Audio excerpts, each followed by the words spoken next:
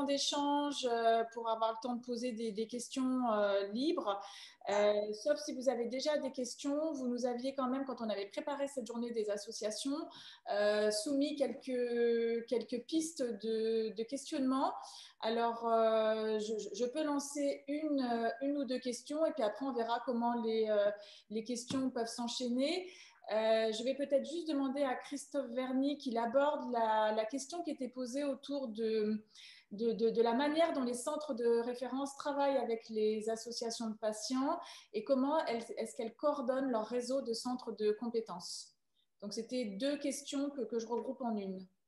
Alors, je vais commencer par les centres de compétences. Le problème, les centres de référence, c'est quelque chose qui existe, qui est bien coordonné, parce que il y a des appels à projets, il faut rendre tous les ans un rapport d'activité. Le financement qu'on a obtenu tombe l'année prochaine en fonction notamment du rapport d'activité qu'on a rendu. Globalement, ça marche bien. Le problème, c'est dans les hôpitaux, vous en avez entendu parler, l'attribution des moyens qu'on a obtenus. Mais enfin, globalement, avec des variations, c'est souvent plus difficile à Paris qu'en région, mais globalement, ça peut tenir la route. Les centres de compétences, c'est totalement différent. Les centres de compétences, c'est purement déclaratif. Quand on a remonté, il y a eu 300 et quelques centres de référence qui ont été labellisés sur un peu plus de 600 demandes. Il y avait à côté, ça a pris une semaine pleine au jury, il y avait 1800 centres de compétences qui s'étaient demandé la labellisation. Il était strictement impossible d'étudier 1800 dossiers. Donc, ce qui a été décidé, c'est que tous les dossiers de centres de compétences qui avaient été remontés au ministère avec un avis favorable du centre de référence et ensuite un avis favorable de la filière ont été validés par la DGOS. Simplement, derrière ça, il y a tout et rien. C'est-à-dire que vous avez des gens qui ont juste vu passer un appel d'offres et qui avaient envie d'avoir, je dirais, un galon de plus sur leur épaule en pouvant se mettre sur leur en-tête, je suis centre de compétences, et qui ont rempli un dossier qui, avec pas grand-chose derrière, et étant donné que de toute manière, ils ne reçoivent pas de moyens pour faire ça, bah, personne ne va trop leur demander des comptes sur ce qui se passe. Et puis, vous avez le centre hyper motivé qui a une activité quasiment de centre de référence, qui n'a pas passé la barrière pour être financé et labellisé comme centre de référence, mais était quasiment au niveau et ne l'a pas eu. Et vous imaginez qu'entre les deux, il y a une différence qui est considérable entre rien et quasiment la même chose qu'un centre de référence. Donc, c'est pour ça que c'est très difficile. Chaque ensuite centre de référence coordonnateur dont le travail est d'animer ces centres de référence, mais ça, ce n'est pas le plus compliqué parce qu'ils vivent finalement par eux-mêmes, mais d'animer ces centres de compétences, il peut avoir en face de lui une armée fantôme ou véritablement des divisions devant lui à coordonner. Et souvent d'ailleurs, c'est les réseaux et les domaines dans lesquels il existait par ailleurs déjà un réseau de professionnels ou pour lequel il y a un financement par ailleurs qui marche très bien. Si je vous donne un exemple de la maladie de Huntington, les centres de compétences pour un grand nombre d'entre eux fonctionnent très bien, fonctionnent en réseau, sont très bien animés par Anne-Catherine Bachou-Lévy dans le cadre du centre coordonnateur. Mais pourquoi? Parce que déjà cette équipe fonctionnait avant et parce que surtout autour de la maladie de Huntington, aujourd'hui, il y a des projets de recherche internationaux qui donnent aux équipes qui y participent des financements qui permettent aux équipes de payer leur personnel. Donc là, ça marche très bien, mais je ne dénigre pas le travail d'Anne-Catherine qui est remarquable, mais c'est parce qu'aussi, en face d'elle, elle a réellement des gens qui existent, qui ont des moyens propres, qui ont des financements et qui peuvent travailler. Quand on se retrouve dans un centre de référence avec derrière des centres de compétences qui sont juste des gens qui, au milieu, enfouis sous leur activité, se sont déclarés comme intéressés et globalement, oui, allez, je vois un ou deux patients par mois, donc je connais un peu la maladie. En tout cas, moi, sur mon hôpital, c'est moi qui la connais le mieux, donc c'est moi qui suis compétent. Ben oui, mais c'est des gens à qui on ne peut pas demander de participer à des activités très chronophages en réseau. Donc voilà pourquoi il y a une grande disparité. Et puis pour la participation des associations de patients, ben là aussi, c'est assez personne dépendant. c'est-à-dire que ça va être personne dépendant au niveau des médecins, même si nous, il y a une forte incitation de la filière des centres de référence, avec notamment, on leur rappelle régulièrement que pour tous les appels d'offres, ils vont devoir justifier des échanges qu'ils ont avec les associations de patients. Donc, nous, on a un fort rôle d'incitation par rapport à tous les centres de référence pour qu'ils travaillent bien en bonne entente. Et dans notre filière, c'est quand même, quand on voit au niveau national, une de celles où ça se passe très bien dans l'ensemble.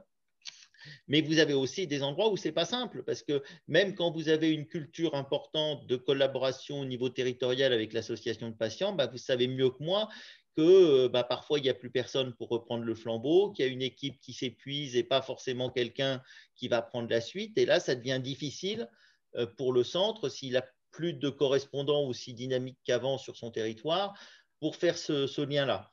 Donc, on va dire que c'est un lien naturel, c'est un lien pour lequel nous mettons nous, beaucoup d'énergie positive pour le faire vivre, maintenant qui est confronté à la diversité des situations humaines qui peuvent se présenter sur le territoire de santé. Voilà un peu ce que je pouvais répondre. Merci Christophe.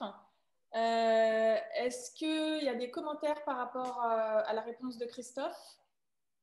Je ne vois rien passer dans le chat. Je vais passer du coup à… Bénédicte, est-ce que je peux juste te demander une chose, c'est que j'ai libéré ma journée pour être disponible, mais j'ai quand même dans 10 minutes la réunion des chefs de service de mon établissement sur la crise Covid, donc il m'est difficile de ne pas y être, donc je vais devoir vous abandonner. Est-ce que tu peux, s'il y avait dans les questions préparées des questions pour lesquelles il fallait plutôt que ce soit moi qui réponde, me les poser tout de suite parce que je vais vous abandonner pour 1 heure entre midi et demi et 13h30. Qui concernait le fait de donner à chaque association la base de données des neurologues français. Oui, alors ça, c'est quelque chose qui est compliqué parce que à ma connaissance, cette base, je ne sais pas si je n'ai pas connaissance d'une base de cette nature-là qui existe. En tout cas, nous, on n'en a pas. Ce qu'il existe, il y a un certain nombre d'annuaires de manière un peu informelle qui sont faits, mais les seuls qui disposent de ces bases-là, ce sont les agences régionales de santé et ce sont les conseils de l'ordre qui ne nous communiquent pas. Ces données sont considérées comme confidentielles, c'est-à-dire que même nous, quand nous les souhaitons, par exemple pour faire un mailing, on organise un congrès, on organise quelque chose, on souhaite avoir ça, nous n'avons pas communication de ces listes qui seraient les seules exhaustives. Alors, il existe ensuite un certain nombre de listes non exhaustives qui ont été faites un peu avec l'expérience, surtout par les gens qui organisent des congrès. Mais encore une fois, c'est, à ma connaissance, les seules listes exhaustives des neurologues français sont celles des conseils de l'ordre et des agences régionales de santé qui les considèrent comme confidentielles. Mais peut-être que ma réponse n'est pas totalement exacte et exhaustive. Si quelqu'un a plus d'infos et veut compléter. Non, nous, on avait aussi cette notion que de toute manière, on ne pouvait pas communiquer parce qu'on n'avait pas non plus accès de toute manière à ces listes-là. Donc, voilà. Non, mais par contre, si on n'a pas accès à toutes les listes, on essaye d'accéder aux neurologues de ville par l'intermédiaire des congrès. C'est dans la question suivante. Pardon, je trouvais que ça allait bien ensemble. Mais non, mais du coup, Christophe, c'est bon, vous êtes dégagé si vous voulez aller à votre réunion. J'ai encore 5 minutes. Si je peux apporter un complément, Emmanuel Plassard de la Fondation ARCEP, il y a un très bon relais qui est la Société francophone de neurologie. Et quand on leur envoie un message, ils diffusent largement. Alors, je ne dis pas qu'ils ont les contacts de tous les neurologues, mais il y a quand même un bon relais, puisque enfin, nous, on le voit, après, on a des retours de personnes qu'on ne connaissait pas. Donc, voilà. Oui, alors la SFN, le problème de la SFN, c'est qu'elle est loin d'être exhaustive. Maintenant, c'était il y a 15 ans, 20 ans, elle l'aurait probablement été beaucoup plus. Maintenant, vous aurez un très bon accès par son biais à tout le milieu universitaire, probablement un peu mieux, pas mal non plus au milieu hospitalier. Par contre, sur les libéraux, la Société française de neurologie, c'est… Alors, par contre, vous voyez, il y a plusieurs comités comme ça, mais Emmanuel Plassard a raison. On peut passer, il y a les neurologues, l'association des neurologues libéraux de langue française. En fait, c'était ça que Bénédicte était en train de parler. Du coup, là, il y a eu un petit remix des questions. En fait, l'idée, c'est que, donc, je pense que la première question, et pour clôturer, c'était le fait que l'on puisse envoyer à chaque association une liste des neurologues français pour que les associations puissent communiquer directement. Donc là, vous y avez répondu, c'est pas possible. Mais nous, ce que l'on fait dans la filière, donc vas-y Bénédicte, si tu veux continuer. En fait, nous, au niveau de la filière, et on y va en interfilière avec les autres filières qui ont une balance neurologique, c'est que nous allons au congrès des neurologues libéraux de langue française et également au JNLF, qui sont les journées de neurologie de langue française, qui sont plutôt les neurologues hospitaliers, où nous tenons un stand en interfilière et nous essayons d'intervenir auprès des neurologues que nous croisons dans les allées. Alors évidemment, on ne va pas atteindre les milliers de neurologues français, mais à notre niveau, on essaye de communiquer, de faire des posters, de les attirer dans les allées. Vous pouvez compter sur nous pour attirer l'attention et faire en sorte que la filière soit connue. Et nous avons toujours la documentation dans toutes nos plaquettes sur toutes les associations de patients et nous distribuons systématiquement nos plaquettes Brain Team. Nous avons même, pour certains congrès, nous les avons mises dans les pochettes de bienvenue des praticiens, des congressistes qui venaient à ces journées. Donc, ils ont la liste des associations de patients s'ils le souhaitent et la liste des centres de référence. Voilà, je vous quitte, à tout à l'heure. À tout à l'heure. Et, s'il vous plaît, qui remplace le professeur Hueto au centre de compétences de Poitiers? Alors, le professeur Hueto, au niveau de la neurogénétique, n'aura pas de remplaçant officiel en termes de centre de compétences, puisqu'il va transférer son centre de compétences à Limoges. D'ailleurs, la plupart de ses patients ont suivi, nous a-t-il dit, parce qu'il n'y a qu'une centaine de kilomètres. Par contre, peut-être qu'un de ses confrères reprendra au cours d'une prochaine labellisation, reprendra cette compétence, ce centre de compétences de neurogénétique. Nous n'en savons rien. Il se trouve que par contre, il avait 4 autres centres de compétences. Donc, si je me souviens bien, que je ne dise pas de bêtises, Sophie, AMS, Gilles de la Tourette, Huntington, AMS et démence rare. Parkinson. Démence rare. Et ces 4 centres de compétences sont repris localement par des confrères à lui, ce qui prouve bien qu'il y a toute une compétence maladie rare sur place qui pourra prendre en charge probablement, même si ce n'est pas un centre de compétences neurogénétique, qui pourra prendre en charge les patients neurogénétiques ou les patients, s'ils le souhaitent, pourront aller à Limoges, retrouver le professeur Watteau qui les a prévenus qu'il avait déménagé. Merci. Je vous en prie. J'avais un autre groupe de questions qui était plutôt médico-social, où on avait eu des questions concernant l'aspect juridique du handicap ou l'accès au droit. Isabelle Momy en a déjà touché 2 mots quand elle a évoqué le partenariat avec Jury Santé, donc je ne reviens pas dessus. Il y avait aussi une question concernant les relations avec les MDPH. Donc Isabelle Momy en a également parlé pendant sa présentation et nous avions une action interfilière que nous menons auprès de l'ensemble des MDPH en intervenant régulièrement à la CNSA lors de leurs réunions semestrielles. Donc là, on touche l'ensemble des MDPH qui se déplaçaient en présentiel lors de ces réunions et nous sommes intervenus à plusieurs reprises sur des sujets qui touchent les maladies rares. Et en particulier, Isabelle continue son travail de pèlerin sur le terrain pour avoir les relations étroites qu'elle peut avoir avec certaines MDPH concernant nos problématiques. Je vais juste lui relayer une question qui m'avait été posée concernant le rôle de l'assistante sociale au sein du centre de référence. On a eu une question, à quoi sert une assistante sociale dans le centre de référence? Donc Isabelle, je te laisse la parole. On ne t'entend pas, Isabelle. Est-ce que tu peux remettre ton micro? C'est que je n'avais pas activé le micro, pardon. Ce que je voulais dire, c'est qu'au niveau des centres de référence et des centres de compétences, le rôle de l'assistante sociale n'est pas forcément le même, puisque pour les centres de référence, il y a bien souvent une assistante sociale dédiée, ou en tout cas un temps d'assistante sociale dédiée au centre de référence à la maladie, ce qui n'est pas forcément le cas des centres de compétences où c'est une assistante sociale qui va mener sa mission, mais au sein même du CHU et qui ne fait pas que de la maladie rare. Donc, il y a deux choses qui sont complètement différentes. Donc, déjà, il faut le savoir. Et puis, elles n'interviennent pas forcément de la même manière si c'est le secteur jeune que le secteur adulte. D'une manière générale, l'assistante sociale, donc je ne peux pas rentrer dans le détail de leurs fonctions, elles vont, donc ce n'est pas automatique qu'elles puissent intervenir, hein, c'est à la demande du patient ou éventuellement sous impulsion du centre de référence, mais c'est souvent la famille qui demande ou le patient. Et elles peuvent intervenir sur tout ce qui est les demandes, évidemment, le dossier MDPH, hein, donc la constitution, la première constitution du dossier MDPH pour le renouvellement, soit pour des demandes d'aide financière ou soit pour tout ce qui est la reconnaissance et l'orientation dans un établissement. Voilà.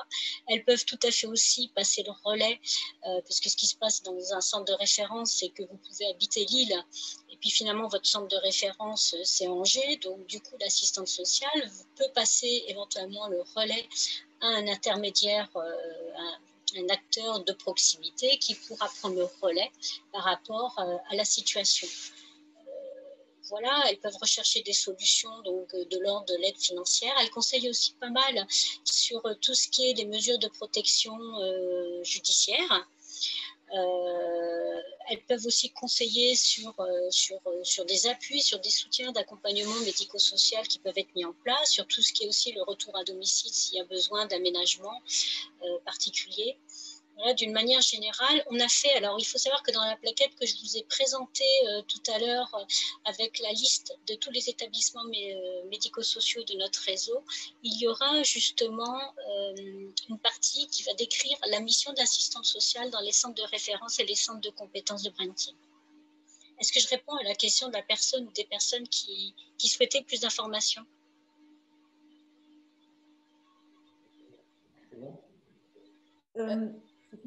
Oui, c'est bon, en tous les cas, pour nous. Est-ce que vous avez des questions pour clôturer cette matinée de présentation qui a été très dense? Nous vous remercions encore une fois d'avoir été présent et disponible. Non? Il y a une question que j'aurais aimé poser, mais il y a peut-être un temps cet après-midi de questions. Non, c'est terminé là. Allez-y, posez votre Alors, question. ma question, elle renvoie à l'étude Aspire dont vous vous êtes fait l'écho et on vous en remercie dans la dernière newsletter de Brain Team. Cette étude qui porte sur la pathologie AMS, qui est une maladie rare, donc difficile de trouver des candidats pour participer à ce genre d'études. Et là, on est à nouveau confronté à ce genre de problème parce que, bizarrement et heureusement, dans notre pathologie, commencent à apparaître des perspectives de thérapeutique. Alors, on en est bien évidemment très, très heureux, mais là, on est confronté à la difficulté de repérer les malades qui souffrent d'atrophie multisystématisée parce que les conditions d'inclusion dans un essai clinique sont toujours très, très étroites. Il y a des conditions d'âge, des conditions de mobilité, de capacité d'expression, des conditions liées à la durée de la maladie. En général, les labos cherchent des gens qui sont encore à un stade précoce.